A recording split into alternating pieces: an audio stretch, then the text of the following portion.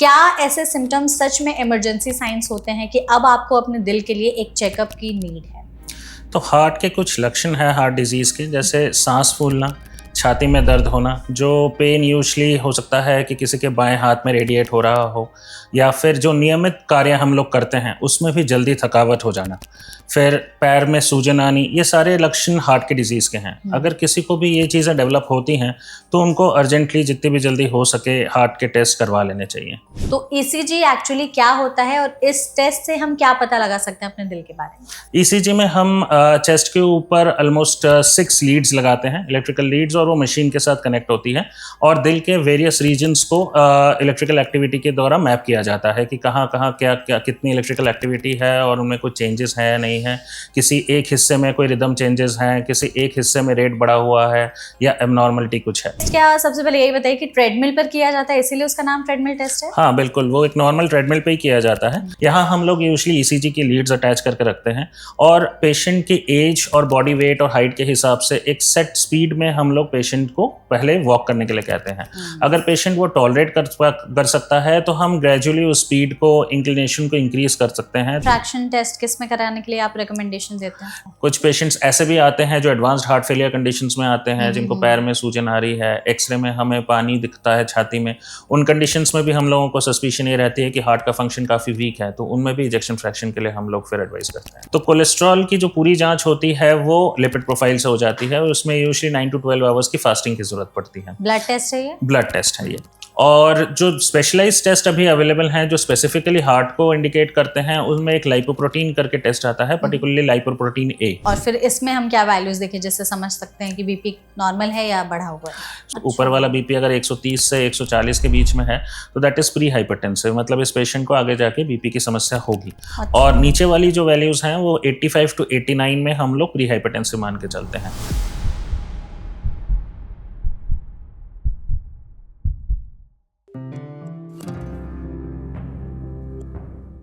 India में ये बात किसी से छुपी नहीं है कि आज के समय में हार्ट रिलेटेड जो प्रॉब्लम्स हैं वो बहुत ज़्यादा बढ़ने लगी हैं। ऐसी कई बीमारियां, वो हार्ट अटैक हो, कार्डियक अरेस्ट हो, ब्लड प्रेशर हो, कोलेस्ट्रॉल हो और तमाम तरह की चीज़ें, जिसकी वजह से इस तरीके की चीज़ें सिर्फ बूढ़े लोगों में नहीं, यंगस्टर्स में भी देखी जा रही है।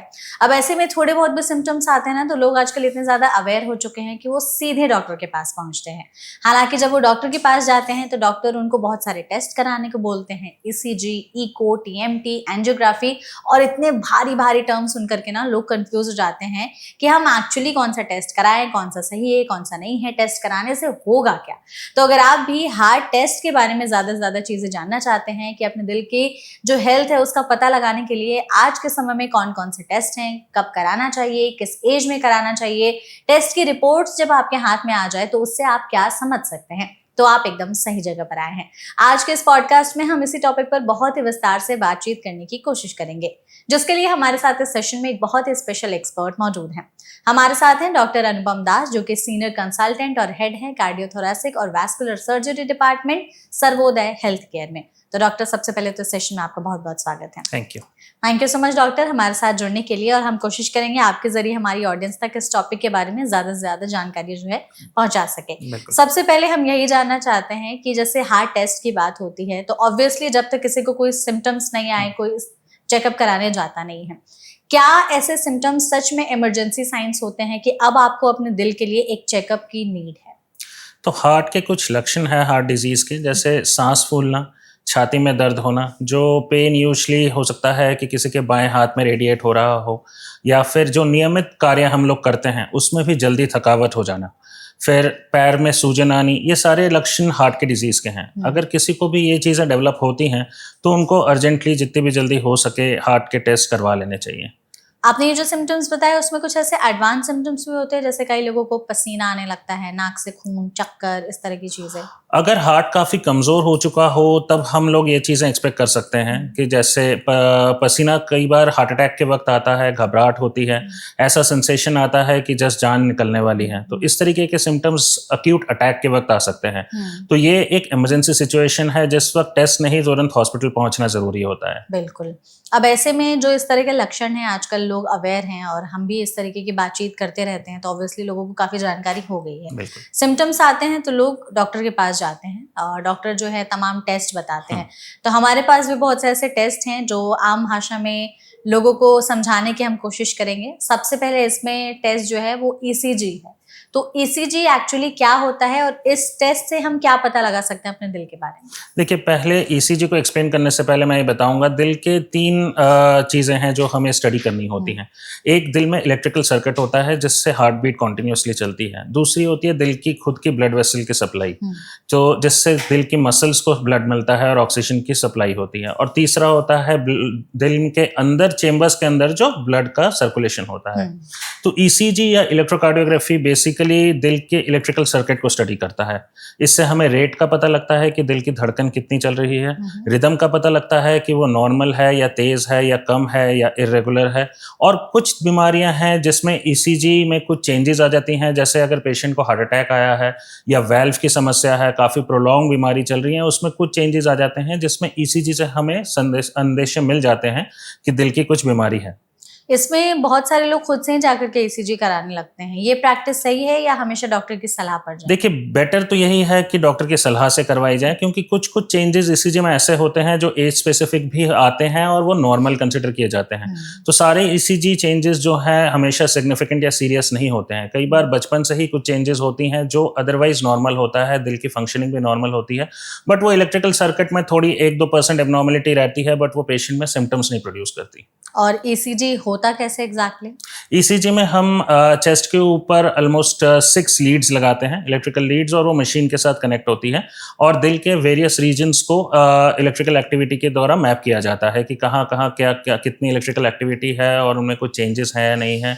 किसी एक हिस्से में कोई रिदम चेंजेस हैं, किसी एक हिस्से में रेट बढ़ा हुआ है या एबनॉर्मलिटी कुछ है। ओके। और कोई ऐसा एज मार्कर भी है कि इस उम्र के बाद आपको रेगुलरली कराना चाहिए ईसीजी, या फिर जब तक सिम्टम्स नहीं है तब तक? प्रिवेंटिव स्क्रीनिंग के लिए हम लोग यूजुअली एक्सपेक्ट करते हैं कि above 40 years of age group में हम लोग ईसीजी वगैरह रूटीनली करवाते रहें, एटलीस्ट 6 मंथली। बट किसी पेशेंट में अगर हार्ट डिजीज की या किसी नॉर्मल बंदे में भी हार्ट डिजीज की हिस्ट्री फैमिली में है, या यंग एज में उनके कोई फर्स्ट डिग्री रिलेटिव जैसे भाई या बहन में कोई सडन डेथ हुई है, कार्डियक डेथ हुई है, तो ऐसे केसेस में हम लोग इवन आफ्टर 30 इयर्स भी रेगुलर स्क्रीनिंग के लिए ईसीजी एडवाइस करते हैं। ठीक है। तो ईसीजी के लिए कुछ स्पेसिफिक लक्षण होते हैं कि ये लक्षण है, इसका मतलब कि आपको ईसीजी ही कराना है? दिल की धड़कन अगर बैठे बैठे पेशेंट को फील होने लग जाए, या बहुत तेज होने लग जाए, या धीरे होने लग जाए, चक्कर आने लग जाए, और साथ ही में कोई छाती में दर्द वगैरह हो, तो बेटर है कि ईसीजी करवा लेना चाहिए। ठीक है। ईसीजी की हमने बात की। इसके बाद जो दूसरा टेस्ट आता है वो है इको टेस्ट। तो इको टेस्ट क्या होता है, क्यों कराया जाता है, और इससे हम क्या पता लगा सकते हैं कि दिल की स्थिति कैसी है? तो जैसे मैंने अभी बताया कि हार्ट में 3 पहलू होते हैं, तो उसमें जो पहलू ब्लड का सर्कुलेशन का अंदर में हार्ट के चेम्बर्स के अंदर होता है और हार्ट के फंक्शन को, उसको स्टडी करने के लिए हम लोग इको या इकोकार्डियोग्राम करते हैं। तो बेसिकली सामान्य अक्षरों में कहूँ तो ये जैसे हम पेट का अल्ट्रासाउंड करते हैं, तो ये दिल का एक अल्ट्रासाउंड है। इससे हमें हार्ट के चारों वेल्व्स का पता लगता है, हार्ट के चारों चेम्बर्स का पता लगता है, और हमें ये भी पता लगता है हार्ट का फंक्शन कितना है, कि हार्ट पूरी मजबूती से धड़क रहा है और ब्लड पंप कर पा रहा है या उसमें कोई कमजोरी है। तो जैसे इको टेस्ट जो है वो एग्जैक्टली कैसे कराया जाता है, क्या प्रोसेस होता है इसका? इको टेस्ट के लिए बहुत ज़्यादा तैयारी की ज़रूरत नहीं पड़ती है, ना फास्टिंग की ज़रूरत पड़ती है, ना पेशेंट्स को ऐसा कुछ मेडिकेशन दिया जाता है। हम लोग बेड साइड या बेड पेशेंट जब भी ओपीडी बेसिस में आता है तो 10 मिनट लगते हैं। जैसे नॉर्मल अल्ट्रासाउंड के प्रोब्स होती हैं, मशीन होती हैं, वैसे इको का मशीन होता है, और लेफ्ट साइड ऑफ चेस्ट में वो रख के हम लोग 4 या 5 रीजन्स में हार्ट की पिक्चर्स ले लेते हैं, रनिंग हार्ट की। ओके। और फिर पिक्चर्स क्या बताती हैं हमें कि आपका हार्ट नॉर्मल है या अबनॉर्मल? पिक्चर्स में हमें कुछ चीज़ें स्टडी करनी पड़ती हैं, जैसे चेम्बर्स का साइज कैसा है हार्ट का, फिर हार्ट के चारों वेल्व्स कैसे हैं, और ब्लड सर्कुलेशन कैसा चल रहा है, और चौथी चीज़ जो है वो हार्ट पंप कितना कर रहा है। नॉर्मली हमारा हार्ट 55 से 60% तक पंप करता है। मतलब अगर मैं ये कहूँ कि 100 ml ब्लड हार्ट के अंदर एक बारी में आता है, तो एक साइकिल में 60 ml ब्लड नॉर्मली बाहर जाना चाहिए। अगर वो है तो हार्ट का फंक्शन नॉर्मल है। अगर हार्ट उससे कम पंप कर रहा है तो मतलब हार्ट किसी वजह से कमजोर होना शुरू हुआ है। ओके। अब ऐसे में जो इको टेस्ट है ये भी जब तक कोई लक्षण ना दिखे तब तक इंसान ना कराए, या ये रेगुलर स्क्रीनिंग का पार्ट है ये? अगेन मैं यही कहूंगा कि अगर किसी को सिम्टम्स हैं तो फिर तो करवाने ही हैं, और अगर सिम्टम्स नहीं है तो मोर देन 40 ईयर्स में ईयरली इको करवा लेना चाहिए। और अगर किसी की फैमिली हिस्ट्री है, किसी का कोलेस्ट्रॉल बढ़ा हुआ है, किसी को अनकंट्रोल्ड शुगर है, कोई स्मोकिंग करते हैं, तो हम लोग ये टेस्ट अबव 30 ईयर्स भी रिकमेंड कर देते हैं। ओके। इसमें ना डॉक्टर लोग ईसीजी और इको में बहुत ज्यादा कंफ्यूज हो जाते हैं, तो आप एक बार प्लीज बताएंगे कि दोनों में एग्जैक्टली डिफरेंस क्या है, दोनों हमारे दिल के बारे में क्या बताते हैं? देखिए ईसीजी जब हम लोग करते हैं तो वो एट दैट प्रेजेंट हमें इलेक्ट्रिकल सर्किट के बारे में बताता है हार्ट उसी का, वक्त के? उसी वक्त का कि हार्ट रेट कितनी है, उसकी रिदम कैसी है। इको जब हम लोग कर रहे हैं तो वर्किंग हार्ट को हम लोग बेसिकली पिक्चर्स और वीडियोस में देखते हैं कि हार्ट पंप कैसा कर रहा है, ब्लड सर्कुलेशन कैसा है, हार्ट के वेल्व्स कैसे हैं। तो बेसिकली जैसे मैंने बताया कि जो सरफेस पे इलेक्ट्रिकल एक्टिविटी होती है वो ईसीजी स्टडी करती है, और जो हार्ट का फंक्शनिंग है वो इको देखता है। अगर दोनों टेस्ट कराने के लिए कोई जा रहा है तो कुछ एडवाइस होती है कि आप ये चीजें ना करके जाएं और ये चीजें करेंगे तो ज्यादा बेटर तरीके से रिजल्ट्स का पता लगेगा? ऐसा कुछ नहीं है। यूजुअली हम लोग ईसीजी प्रेफर करते हैं कि रेस्टिंग स्टेट में करें, कि कोई भगदड़ करके आया है, कोई भाग के आया है, उस वक्त ऑटोमेटिकली हार्ट रेट बढ़ी हुई हो सकती है, चेंजेस आ सकते हैं विदाउट इवन सिम्टम्स और विदाउट एनी डिजीज भी। तो बेटर ये है कि थोड़ा रेस्ट लेके आराम से करें, अदरवाइज कोई स्पेशल प्रिकॉशन या उसकी जरूरत नहीं पड़ती, तैयारी की जरूरत नहीं पड़ती इसके लिए। ठीक है, हमने ईसीजी इको की बात की। तीसरा जो टेस्ट होता है जैसे एक तरीके का स्ट्रेस टेस्ट कहा जाता है, और बोला भी जाता है कि जब तक आप दिल पे ज्यादा स्ट्रेस नहीं देंगे एक्चुअल पता नहीं चलेगा कि आपकी हार्ट की कंडीशन क्या है। तो ट्रेडमिल टेस्ट है। ट्रेडमिल टेस्ट क्या, सबसे पहले यही बताइए कि ट्रेडमिल पर किया जाता है इसीलिए उसका नाम ट्रेडमिल टेस्ट है? हाँ बिल्कुल, वो एक नॉर्मल ट्रेडमिल पे ही किया जाता है। डिफरेंस सिर्फ ये होता है कि जब हम नॉर्मल ट्रेडमिल पे जिम वगैरह में भागते हैं तो हमारे हार्ट रेट वगैरह मॉनिटरिंग ऐसी यूजुअली स्मार्ट डिवाइसेस से हो रही होती है। यहाँ हम लोग यूजुअली ईसीजी की लीड्स अटैच करके रखते हैं, और पेशेंट की एज और बॉडी वेट और हाइट के हिसाब से एक सेट स्पीड में हम लोग पेशेंट को पहले वॉक करने के लिए कहते हैं। अगर पेशेंट वो टॉलरेट कर सकता है तो हम ग्रेजुअली उस स्पीड को, इंक्लिनेशन को इंक्रीज कर सकते हैं, ताकि ये देखने के लिए कि उस एज और उस बॉडी वेट या हाइट के अकॉर्डिंग जितना हार्ट रेट या बीपी पेशेंट बर्दाश्त कर सकता है, क्या हम उस लेवल ऑफ एक्टिविटी तक पहुंच पा रहे हैं या नहीं पहुंच पा रहे हैं। अगर पेशेंट को उस एक्टिविटी तक पहुंचने से पहले ही सिम्टम्स डेवलप हो जाते हैं या फिर ईसीजी में चेंजेस आने शुरू हो जाते हैं तो फिर हम टीएमटी को पॉजिटिव मान के चलते हैं।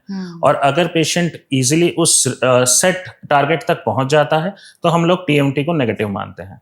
जो ईसीजी, इको और ट्रेडमिल टेस्ट है, इन तीनों के रिपोर्ट्स या जब टेस्ट कराया जाता है तो क्या वैल्यूज से हम समझ सकते हैं कि चीजें नॉर्मल हैं या अब चीजें थोड़ी सीरियस हो चुकी हैं? ईसीजी में जैसे मैं रेट की बात करूं तो एक नॉर्मल एडल्ट का हम लोग 60 से 100 तक हार्ट रेट नॉर्मल मान के चलते हैं। यही रेट फिर रेगुलर भी होनी चाहिए, कोई एबनॉर्मल हार्ट बीट्स नहीं होनी चाहिए, और ईसीजी में अदरवाइज कोई चेंजेस नहीं आनी चाहिए। जैसे मैंने बताया कि डिफरेंट रीजन्स का हम लोग स्टडी करते हैं, तो हर एक रीजन में ईसीजी की रिदम रेगुलर और हार्ट रेट बिल्कुल सेटल होनी चाहिए। इको में जैसे मैंने कहा कि हर एक पहलू पता लगता है कि हार्ट के हर एक वेल्व की क्या स्थिति है, ब्लड की सर्कुलेशन कैसी है, और हार्ट का फंक्शन कितना है, जैसे पंपिंग कैपेसिटी जिसे कहते हैं, या फिर मेडिकल टर्म्स में हम लोग इजेक्शन फ्रैक्शन या ईएफ कहते हैं। तो वो सारी चीज़ें पता लग जाती हैं। ट्रेडमिल टेस्ट बहुत स्पेसिफिक टेस्ट है। ट्रेडमिल टेस्ट हम लोग यूजुअली तब करवाते हैं जब हमें सस्पिशन हो कि पेशेंट की हार्ट की खुद के ब्लड वेसल्स में ब्लॉकेज है, जिसकी वजह से हार्ट कमजोर पड़ता जा रहा है, बट ईसीजी में या इको में वो चीजें पिकअप ना हो रही हो। तो हम लोग सिम्टम्स तब रिप्रोड्यूस कराना चाहते हैं, ईसीजी तब चेंजेस देखना चाहते हैं जब पेशेंट स्ट्रेस में हो। जैसे कुछ पेशेंट्स कंप्लेन करते हैं कि छाती में दर्द तब उठता है जब मैं चलता फिरता हूँ या फिर भगदड़ करता हूँ, सीढ़ियाँ चढ़ता हूँ, तो वो सिम्टम्स हम देखना चाहते हैं कि ट्रेडमिल से वो रिप्रोड्यूस हो सकते हैं या नहीं हो सकते, या फिर सिम्टम से पहले ही अगर ईसीजी में कोई चेंजेस आते हैं या नहीं आते। ठीक है, ये तीन हमने जो ज्यादातर जिन टेस्ट के बारे में बात होती है उसके बारे में जाना। अब बहुत सारे जो लोग हैं वो ये भी है कि एंजियोग्राफी के बारे में जानना चाहते हैं, क्योंकि आजकल एंजियोग्राफी के टेस्ट को भी प्रेफरेंस दी जा रही है। इसमें ना एक और टर्म है सिटी एंजियोग्राफी। तो सबसे पहले यही बताइए कि एंजियोग्राफी, सिटी एंजियोग्राफी, ये दोनों क्या टर्म्स हैं और दोनों का मतलब क्या होता है? सीटी एंजियोग्राफी बेसिकली जो हम एक नॉर्मल सीटी स्कैन कराते हैं वही सीटी एंजियोग्राफी होती है हार्ट की खुद की ब्लड की नसों का। तो उसमें हमें ये पता लग जाता है कि ब्लड वेसल्स में कोई ब्लॉकेज आ रही है या नहीं आ रही है। अगर इसी चीज़ को हमें 100% कंफर्मेशन करना हो तो जो हम कन्वेंशनल एंजियोग्राफी करते हैं वो होती है। सीटी एंजियोग्राफी एक तरीके का नॉन इन्वेजिव टेस्ट है। हमें एक डाई से ही टेस्ट करना पड़ता है, बट वो डाई हमें हार्ट तक पहुंचाने की जरूरत नहीं है। नॉर्मल नसों में भी डाल देंगे तो वो सीटी में दिख जाती है। कन्वेंशनल एंजियोग्राफी के लिए यूजुअली कुछ घंटों के लिए हम लोगों को पेशेंट को एडमिट करना पड़ता है और कैथेटराइजेशन लैब में ले जाके हार्ट की नसों में डायरेक्टली हम उस डाई को इंजेक्ट करके फिर फोटोज खींचते हैं। ओके तो ये जो सीटी एंजियोग्राफी और एंजियोग्राफी है ये कब रेकमेंड किया जाता है पेशेंट्स को? अगेन अगर ईसीजी में किसी को डायरेक्टली चेंजेस आ रहे हों और साथ में चेस्ट पेन वगैरह की कंप्लेन कर रहा हो जिसमें हमें लग रहा है कि हार्ट की नसों में ब्लॉकेज है या पेशेंट को हार्ट अटैक पहले आया हुआ है, उन केसेस में, या फिर ट्रेडमिल टेस्ट पॉजिटिव हो तब ठीक है, तो इसमें रेकमेंड किया जाता है। तो ये एंजियोग्राफी और सिटी एंजियोग्राफी जो है इसमें दोनों अलग अलग तरीके से किया जाता है या सेम ही है? दोनों अलग अलग तरीके से किया जाता है। सीटी एंजियोग्राफी थोड़ा सा नॉन इन्वेजिव टेस्ट है, जैसा मैंने कहा कि वहाँ हमें हार्ट तक पहुंचने की जरूरत नहीं पड़ती और ओपीडी बेसिस पे यूजुअली हो जाता है। कैसे होता है ये? हम लोग सीटी स्कैन के ही मशीन में पेशेंट को लटाते हैं और हाथ में ही कैनुला जो हमारी आईवी लाइन होती है वो डाल के उसी से हम लोग डाई इंजेक्ट करते हैं जिसको कंट्रास्ट कहते हैं और उसी की फिर हम लोग फिल्म्स निकालते हैं। अच्छा। बट इसकी एक डिसएडवांटेज ये है कि कुछ कुछ पेशेंट्स में इन्हीं नसों में काफी कैल्शियम जमा हुआ होता है, तो जिसको हम एक कैल्शियम स्कोर के तौर पे मेजर करते हैं। अगर ये कैल्शियम स्कोर 3000 के ऊपर होता है तब सीटी एंजियोग्राफी की जो रिजल्ट्स हैं वो बहुत ज़्यादा रिलायबल नहीं होते हैं।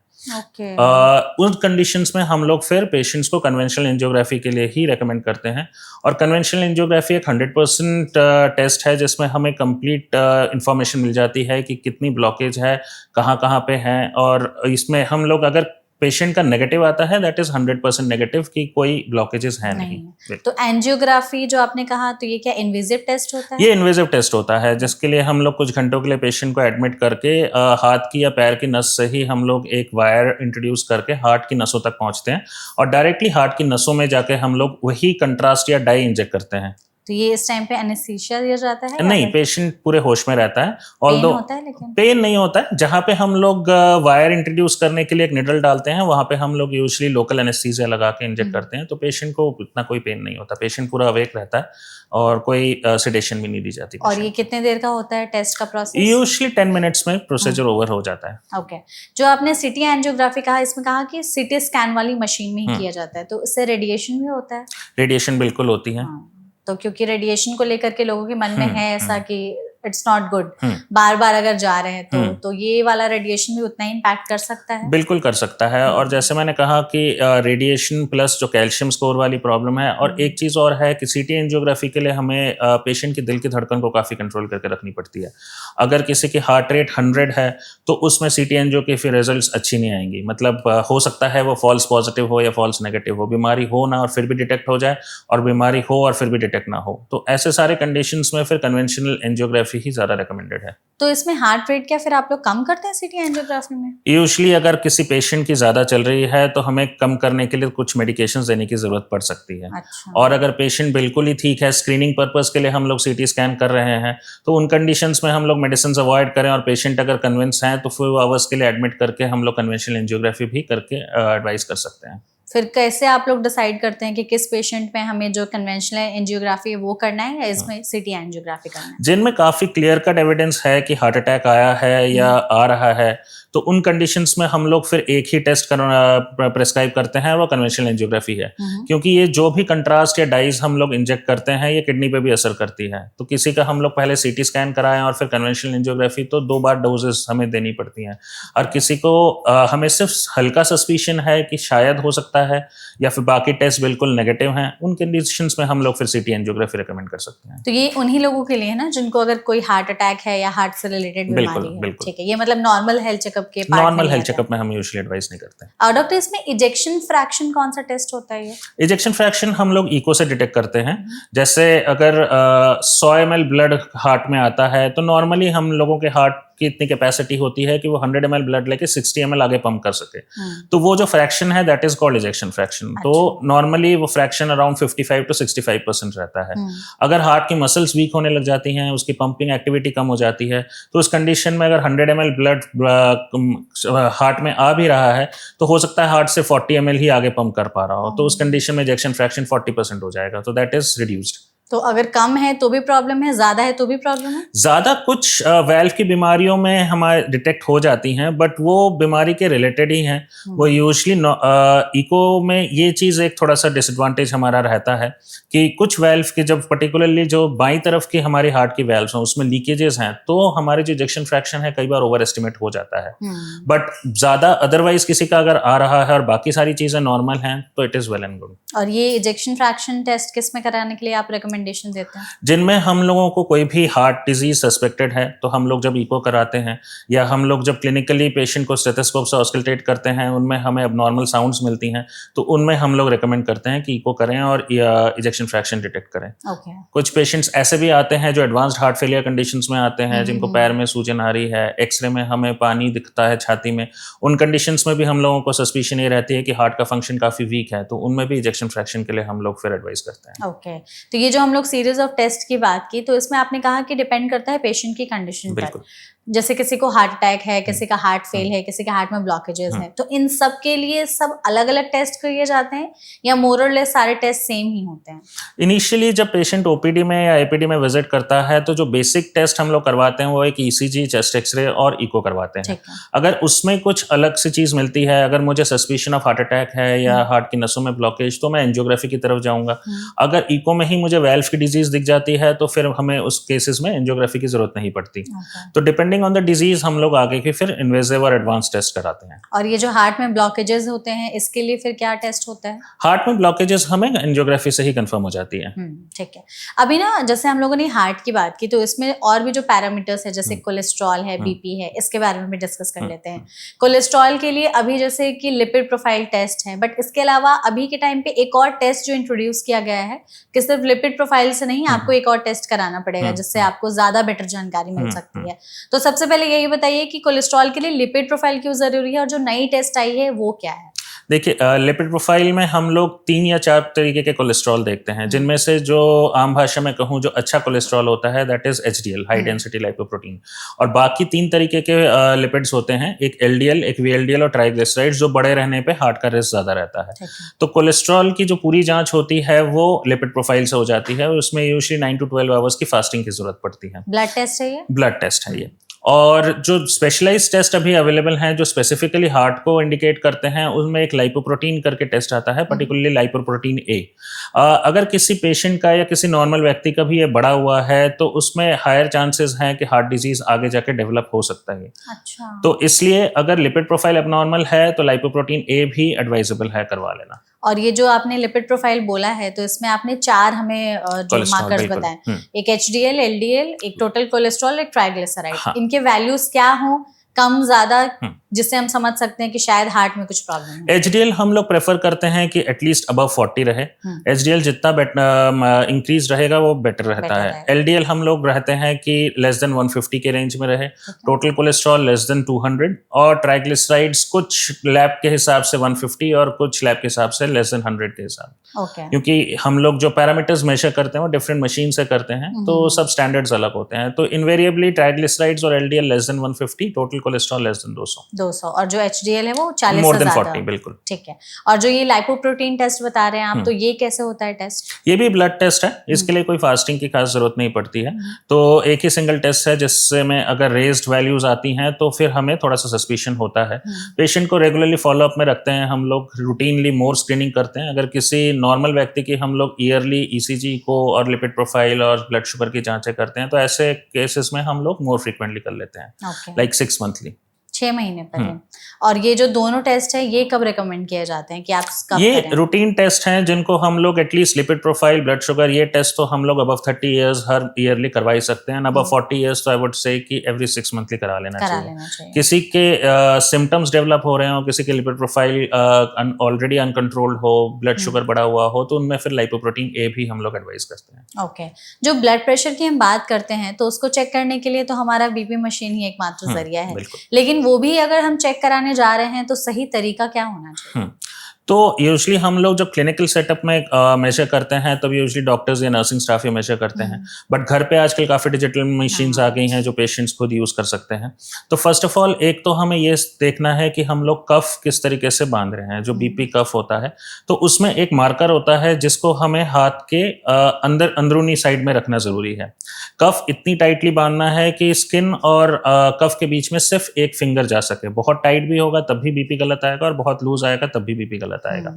जब भी बीपी मेजर करें रेस्टिंग कंडीशन में करना है, आप आराम से बैठे हुए हैं, लेटे हुए हैं, और जो आपका हाथ है, जो लेफ्ट आर्म या राइट आर्म है, that should be at the level of heart, मतलब चेस्ट के लेवल पे होना चाहिए। ऐसा नहीं कि किसी का हाथ नीचे है या फिर किसी ने हाथ एलिवेट कर रखा है, दोनों सूरत हाल में फिर बीपी गलत मेजर होगा। ओके, और फिर इसमें हम क्या वैल्यूज देखें जिससे समझ सकते हैं कि बीपी नॉर्मल है या बढ़ा हुआ है?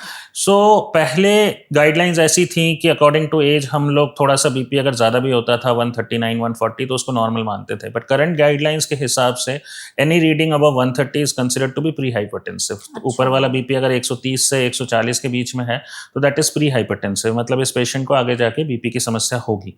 और नीचे वाली जो वैल्यूज हैं वो 85 टू 89 में हम लोग प्री हाइपरटेंसिव मान के चलते हैं।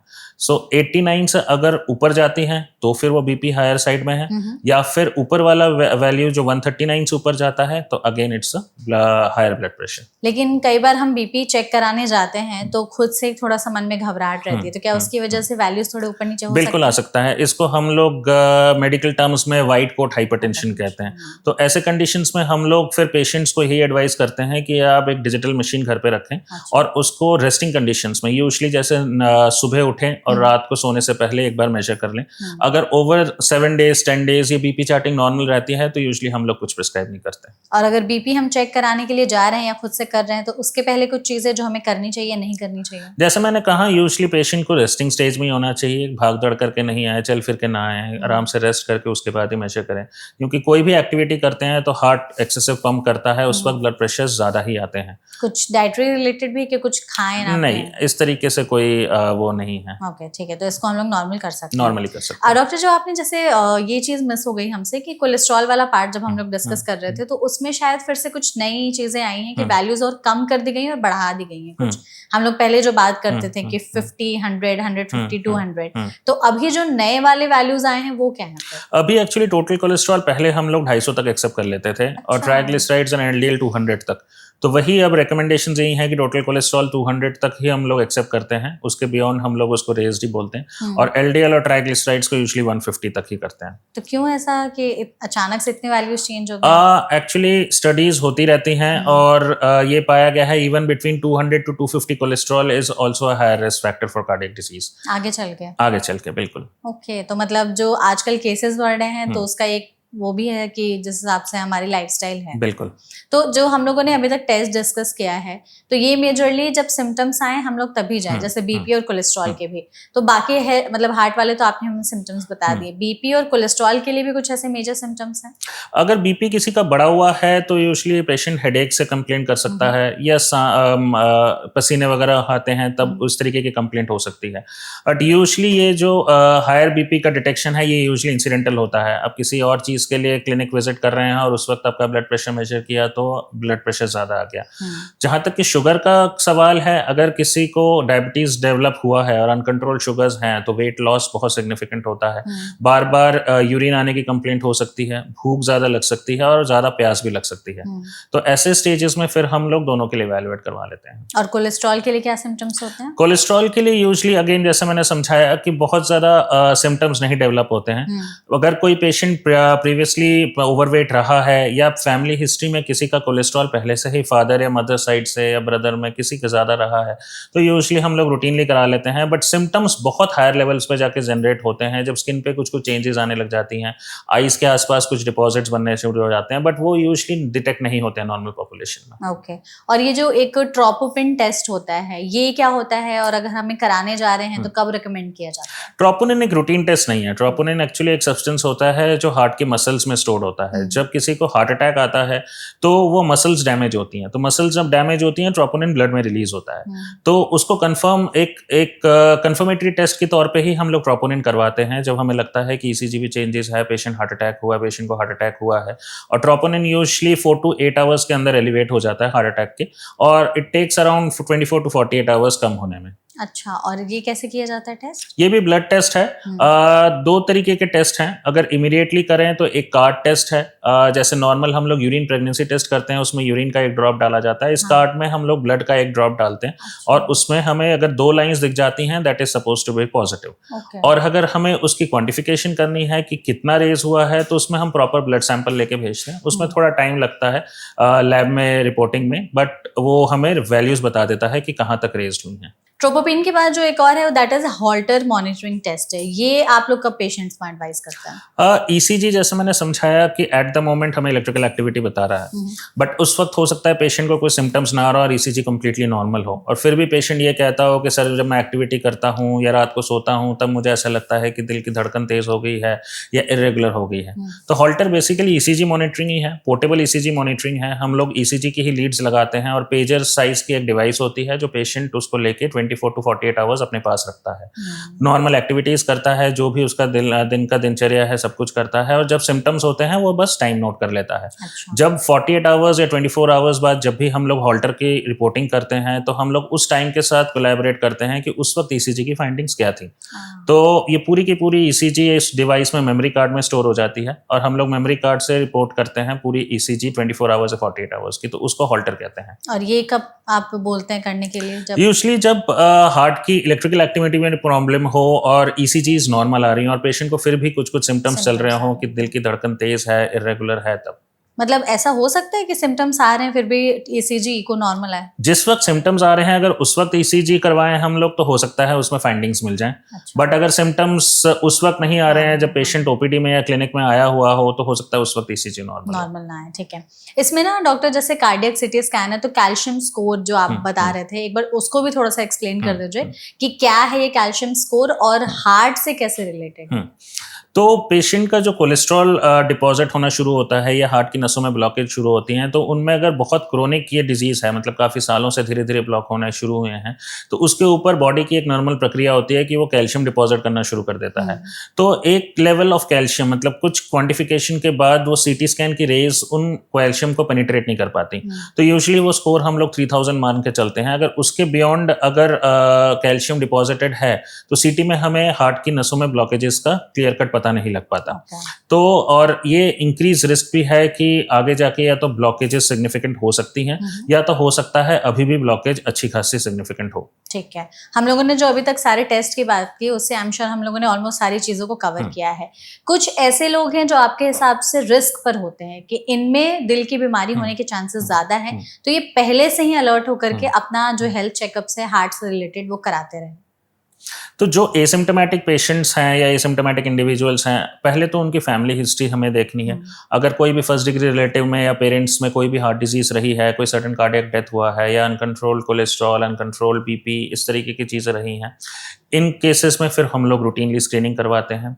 फिर अगर किसी पेशेंट में खुद के रिस्क फैक्टर्स हैं, जैसे कोई पेशेंट ओवरवेट है, फिजिकली सेडेंटरी लाइफ जी रहा है, मतलब बहुत ज़्यादा एक्टिविटी नहीं करते हैं, एक्सरसाइज नहीं है, स्ट्रेसफुल जॉब है, स्लीप हैबिट्स नॉर्मल नहीं है, स्मोकिंग की एडिक्शन है, तो इन सब केसेस में भी हम लोग फिर earliest to earliest screening start करा देते हैं। यूजुअली बाय 25 ईयर्स तक हम लोग फिर रूटीनली उनको कहते हैं कि आप कोलेस्ट्रॉल, बीपी, शुगर ये सब जांच कराते रहें, और ईयरली एटलीस्ट एन ईसीजी और इको आप लोग करवाते रहें। ठीक है। और जैसे कुछ स्पेसिफिक लोग होते हैं जैसे कि जो जिम गोवर्स होते हैं, तो वो एक्सेसिव जिम भी करते हैं, वर्कआउट भी, और उस हिसाब से ना उनकी डाइट भी चेंज हो जाती है। कई बार एक्सेसिव मास गेनर्स, प्रोटीन्स, ये सारी चीजें लेने लगते हैं।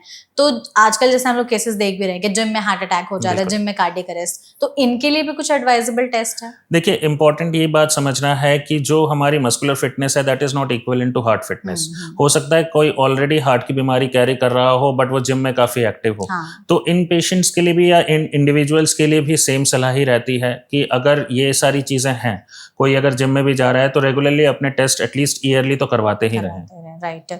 कुछ एज क्राइटेरिया भी है कि इस एज को क्रॉस करने के बाद आप हर 10 साल में या ये चेंजेस करा करके टेस्ट कराते रहिए? जैसे 40 इयर्स बियॉन्ड हम लोग रूटीनली सबको स्क्रीनिंग बताते हैं, अगर किसी को सिम्टम्स नहीं भी हैं तो। कौन कौन और से? ब्लड टेस्ट में हम लोग कोलेस्ट्रॉल की जांच कराते हैं, बीपी रेगुलरली मेजर कराते हैं, ईसीजीज इको ईयरली कराते हैं। इन एडिशन हम लोग HbA1c करके, जैसे शुगर, ब्लड शुगर का कंट्रोल देखा जाता है, वो टेस्ट एडवाइस करते हैं। ठीक है। किसी का कोलेस्ट्रॉल डिरेंज्ड आता है तो हम लोग आगे फिर लाइपोप्रोटीन ए के लिए रिकमेंड करते हैं। अगर यही चीज़ें किसी इंडिविजुअल में विद फैमिली हिस्ट्री हो तो फिर बियॉन्ड 30 ईयर्स भी हम लोग ये स्क्रीनिंग स्टार्ट करा देते हैं। ठीक है, तो मतलब आप ऑलमोस्ट समझ लीजिए कि 30 साल के बाद एक बार बिल्कुल। खुद का हेल्थ चेकअप सालाना तो एक बार करा ही लीजिए फॉर बेटर थिंग। हम लोग अगर लाइफस्टाइल चेंजेस की बात करें कि अपनी जीवन शैली में हम क्या ऐसी आदतें बदल सकते हैं सो दैट हमें दिल की बीमारियों का खतरा कम हो और टेस्ट तक आने की नौबत ही ना आए? तो कुछ पॉइंट्स हमें ध्यान रखना है। एक तो आजकल की लाइफ में हमारा जो स्ट्रेस लेवल है वो काफ़ी हाई रहता है, तो फर्स्ट ऑफ ऑल उसको मिटिगेट करने के लिए हमें स्टेप्स लेने चाहिए। डेली 6 to 8 आवर्स की स्लीप, प्रॉपर तरीके से साउंड स्लीप। देन जो भी हम लोग physical activity, exercise, brisk walk करें एटलीस्ट 30 to 40 मिनट्स के लिए। अपनी डाइट पे कंट्रोल रखें, more of green leafy vegetables, fruits, junk food जितना कम कर सकें, और टाइमली डाइट होनी चाहिए। ये नहीं कि मल्टीपल स्किप करके हम लोग कुछ जंक फूड ले रहे हैं। देन ये कोलेस्ट्रॉल, ब्लड शुगर्स अगर हैं तो रूटीनली अगर करवा के अगर कंट्रोल रख सकते हैं तो वो स्क्रीनिंग कराते रहने चाहिए। और बाकी योगा, मेडिटेशन से जितना स्ट्रेस रिलीफ कर सकें वो उतना करना चाहिए। बिल्कुल। कुछ डाइट में भी चेंजेस आप बताएंगे कि? डाइट में जैसे मैंने बताया कि more of green leafy vegetables और फ्रूट्स इंक्लूड करें। प्रोसेस्ड फूड जितना कम कर सकें उतना कम करें। कर सकते हैं। परफेक्ट। तो आई थिंक ये सारी चीजें अगर छोटी छोटी हैं, चेंजेस कर ले तो बहुत हद तक हम खुद को भी, अपनी फैमिली को भी दिल की बीमारियों से भी बचा सकते हैं। और जैसे कि आपने जो हमें सिम्टम्स बताए कि अगर वो दिख रहे हैं तो टाइम नहीं वेस्ट करना है, आप जाकर के एक बार चेकअप करा लीजिए या हो सके तो एक बार अपने डॉक्टर से ही मिल लीजिए, तो बहुत हद तक आप पहले ही इन सब चीजों का पता लगा सकते हैं। Perfect. Thank you so much doctor हमारे साथ जुड़ने के लिए सेशन में और इतनी वैल्यूएबल इन्फॉर्मेशन हमारे साथ साझा करने के लिए। आई होप आपने भी सेशन को एंजॉय किया होगा। बिल्कुल। Thank you so much. And thank you so much audience इस वीडियो को यहाँ तक देखने के लिए। आई होप इस सेशन के जरिए हमने आपके तमाम सवालों के जवाब देने की कोशिश की है। हमने हार्ट टेस्ट से रिलेटेड बहुत सारी चीजों के बारे में जाना, समझा, लेकिन इसके अलावा भी अगर आपके मन में कोई सवाल है तो प्लीज आप कमेंट सेक्शन के जरिए हमसे पूछ सकते हैं। हम पूरी कोशिश करेंगे एक्सपर्ट के जरिए उन सभी सवालों के जवाब देने के। ऐसे और भी सेशंस के लिए फॉलो करते रहिए NBT लाइव। Thank you.